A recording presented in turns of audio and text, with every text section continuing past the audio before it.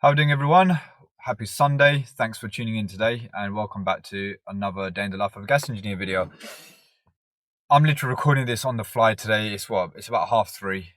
Usually record my intros beforehand and then just add them into the video, but it's just been so busy since I've come back to work after Jessica's been born that time is getting on top of me. Obviously now with another child as well, when I get home from work, I'm taking over daddy duties as well, so helping Nikki out with Jessica while she then sorts Irene out for bed and, you know, this, that, the other. If you guys got kids, you'll know what it's like. You've been through it, so, you know, it's yeah. So I'm just literally just playing a bit of catch up on all my videos. On this particular one, I've actually struggled to even find a thumbnail or a title, but it's basically, if you follow me on Instagram, you might have seen I messed up my thumb pretty badly, so that's what the intro to this is. I almost broke my thumb, but the actual content of the video, I hope you guys find it interesting. The last job especially, stay tuned, keep watching it to the end, because the last one was a real head scratcher and I actually really enjoyed that one. It'd been a while since I had a job like that where it got me to really think, but inevitably it was a man-made fault, which is why it was like, no, this doesn't make sense. But when you see it, it will all make sense once you see how I figure it out and what the outcome was. So anyway, let me stop talking, let me stop yapping. I'll crack on with the video. Hope you enjoy it, and I'm getting closer and closer to the 7K mark. I'd love to hit 7K subscribers by the end of October.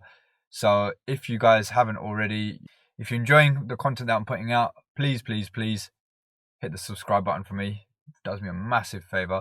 Also hit the thumbs up button if you haven't already, and another little bell button, give it a ding for me, will you? Thank you. Let's enjoy the video.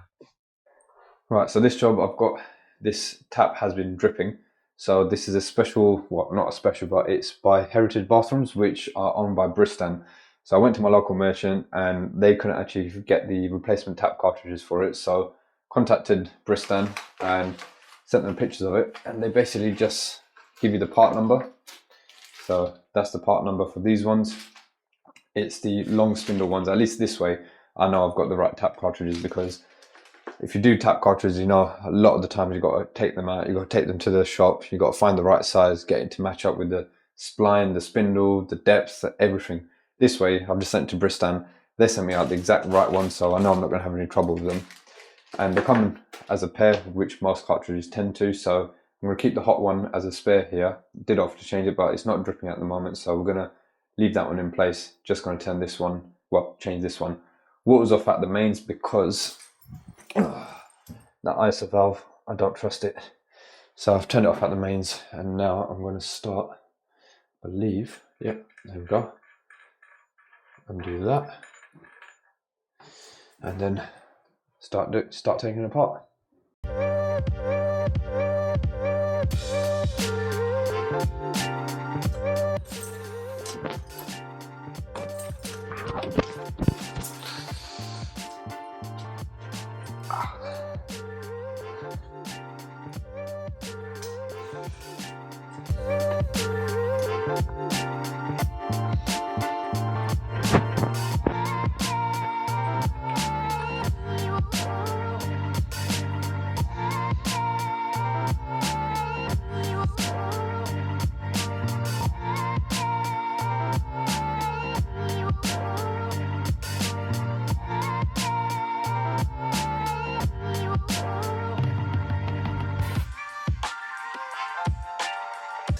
Christmas Eve, it was the worst Christmas ever.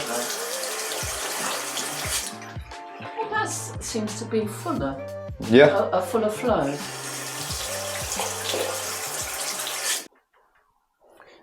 Right, that's the old cartridge. New one's in there. Job done. Next job, I've got a lovely Ecotec Plus 831. So I've been sent here, the colleague of mine has been, he's had a few issues with the boilers, changed a few parts. Let's take that off of there and pop that back into there first. So I've been sent here on a rescue mission to try and get this boiler back up and running. So, right, when I turn it on, we're coming up with F28. Let's restart that. Let's have a look at the fault code history. So we're going to install level. 17, fault list. Right, let's see what we got. F28, F54, F28, F54, F28, F54 again. Yep. F28, yep. F54. Right. I was told that there was a F54 happening on this, so you know what I've done.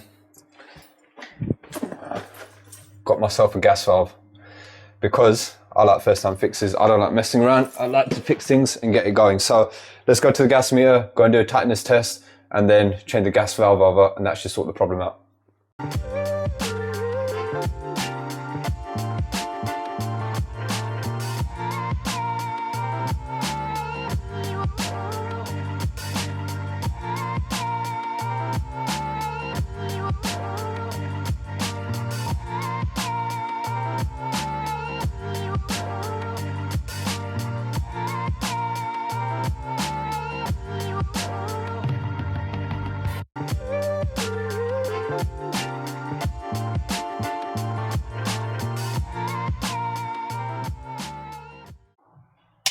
Right, new gas valve's in. Let's power this baby back on.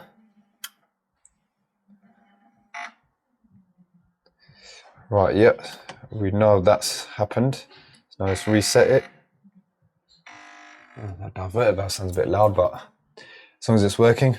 Okay, now we want to see some flames.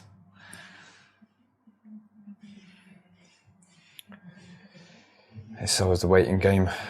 Boiler's got to do its thing. NTC's got to read the temperature differentials. There's blah, blah, blah, blah, blah. And it goes round and round. Oh!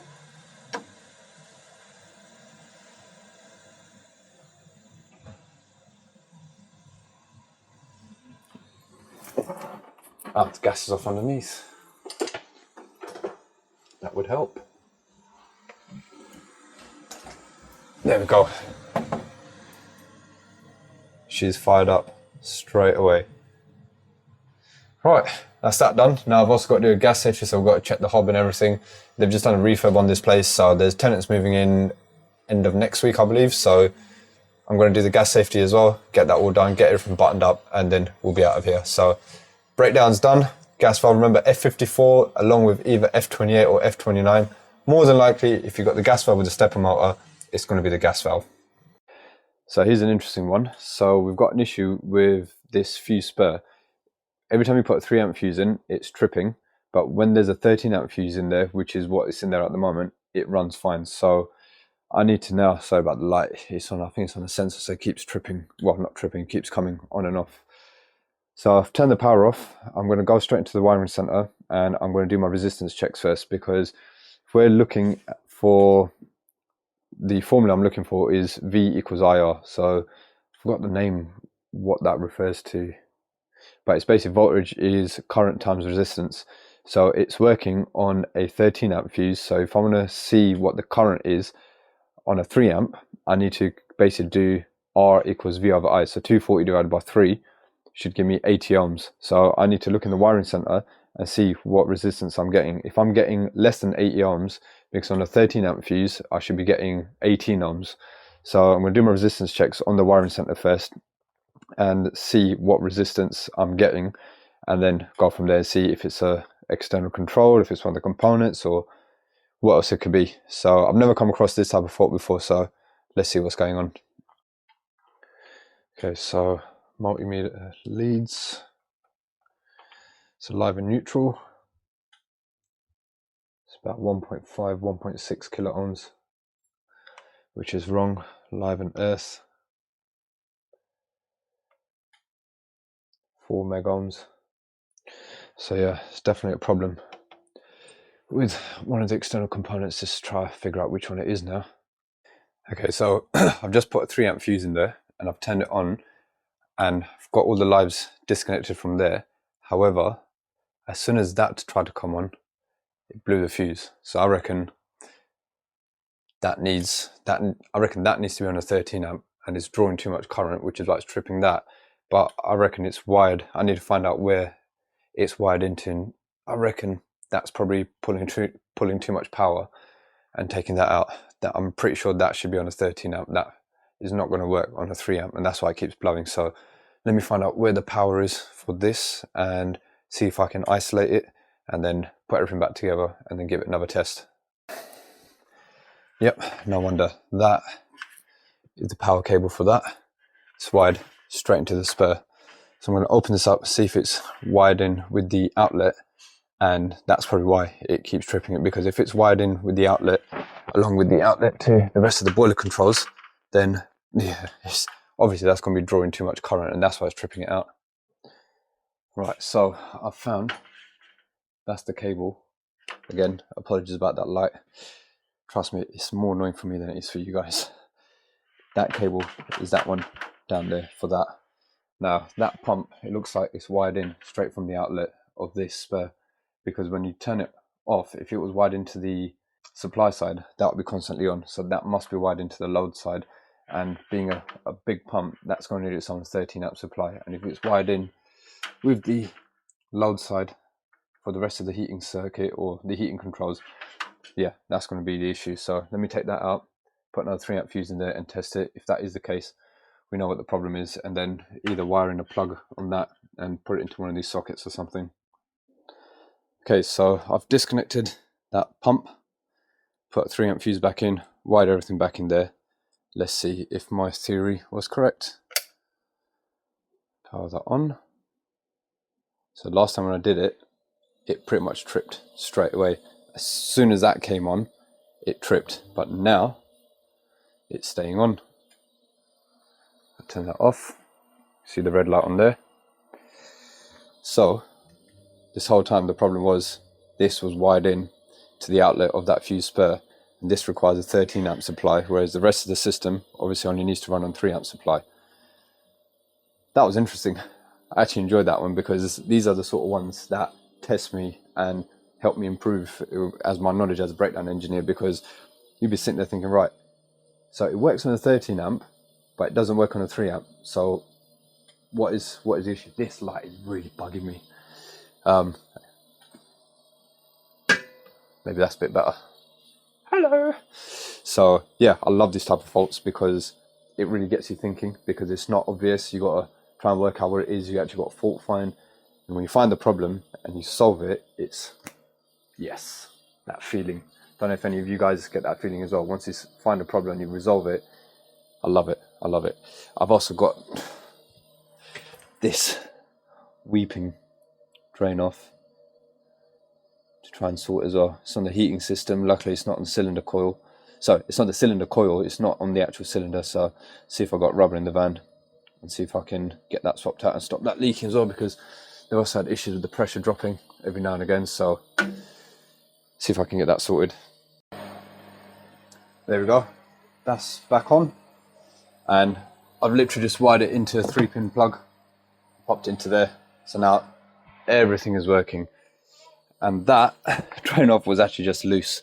So I've given it a couple of turns, left a bit of tissue under there while I was doing the wiring up the plug. This light is seriously doing my nut in. I'm nearly done now anyway. But there's no drops in there, so that drain off stopped weeping. So that saves me having to drain down and re-change that washer. That's done. That's done. That's done. Light please. Light please. I'm done.